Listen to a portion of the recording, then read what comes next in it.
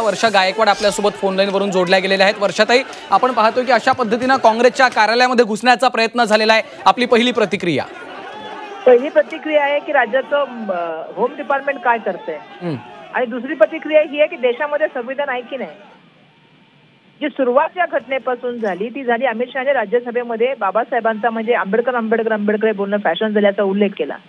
त्यांनी माफी मागावी अशी आम्ही भूमिका मांडली। शांततेच्या मार्गाने अधिवेशन सुरू असल्यापासून आमचं अधिवेशन चालू आहे। आज सुद्धा शांततेच्या मार्गाने आम्ही बाबासाहेब आंबेडकरांच्या स्टॅच्यू पासून मकरद्वारापर्यंत चाललो होतो संसदेमध्ये जायला।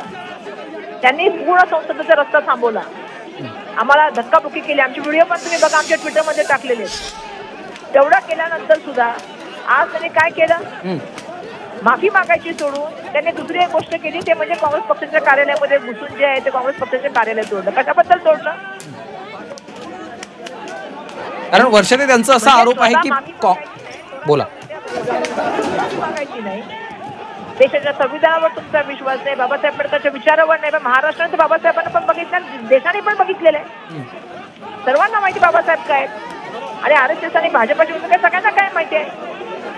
पण अशा तऱ्हेने तुम्ही वागणूक देऊन तुम्ही जर विचार करत असाल तर मी बाबासाहेबांची अनुयायी आहे। लढणं मला माहिती आहे, घाबरणार नाही, आम्ही लढणार।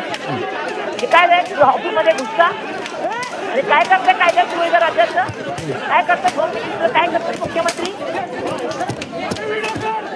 आम्ही सुद्धा इतक्या दिवस आंदोलन केले विरोधी पक्षामध्ये, आम्ही सांगावं त्यांनी कधी कोणाचं नुकसान केलं तर पद्धत नाही। राजकीय जीवनामध्ये काम करायचे, पक्षाच्या ऑफिसमध्ये घुसले, हे काय आणि पोलीस काय करत होते। वर्षाताईबद्दल अपशब्द वापरणाऱ्यांना, अवमान करणाऱ्यांना माफी मागायच्या सोडून अजून एखादी गोष्ट करण्याचं काम करतात, संविधानाच्या विरोधी काम करतात, हे चुकीचं आहे। महाराष्ट्रातील जनता सुज्ञ आहे, त्यांना सगळं कळतं।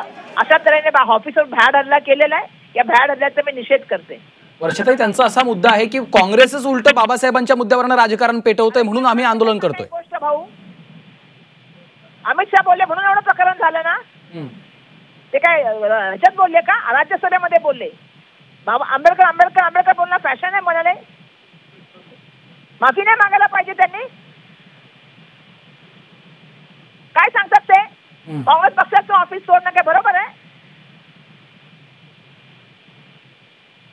तुम्ही देशाच्या संविधानाला मानत नाही, बाबासाहेबांना मानत नाही, हे काय मी आज सांगायला पाहिजे का? RSSची भूमिका काय आहे, रेशीमबाग मध्ये आणि दीक्षाभूमीमध्ये किती फरक आहे हे सांगायची मला गरज तरी महाराष्ट्राला पडू नये। मनुस्मृती मानणारे कोण आहेत, त्याचं प्रिंटिंग कोणाच्या काळात सुरू केलं? मी अपेक्षा करते अशा भ्याड हल्ल्याच्या माध्यमातून तुम्ही जे दाखवायचा प्रयत्न करताय ना, पण आम्ही बाबासाहेबांचे अनुयायी आहोत, घाबरणार नाही, आम्ही लढणार। काँग्रेसच्या वतीने या संदर्भात काही अधिकृत तक्रार केली जाणार आहे आंदोलनाच्या माध्यमातून? उत्तर तक्रार पण करणार आणि लढण्याचं जमिनीवर जाऊन लोकांमध्ये काम करणार। बाबासाहेबांच्या अस्मितेशी खेळता, मागे तुम्ही शिवछत्रपती महाराजांच्या अस्मितेशी खेळला। महापुरुषांचं तुमच्याबद्दल मत काय, तुमचं मत काय त्यांच्याबद्दल हे मला सांगायची गरज नाही। अशा तऱ्हेने चुकीच्या तऱ्हेने वागणं याचं समर्थन होऊ शकत नाही, आणि दुर्दैवाने मीडियाने पण ते करू नये असे माझं त्या ठिकाणी नम्र तुम्हाला सुद्धा आव्हान आहे। धन्यवाद।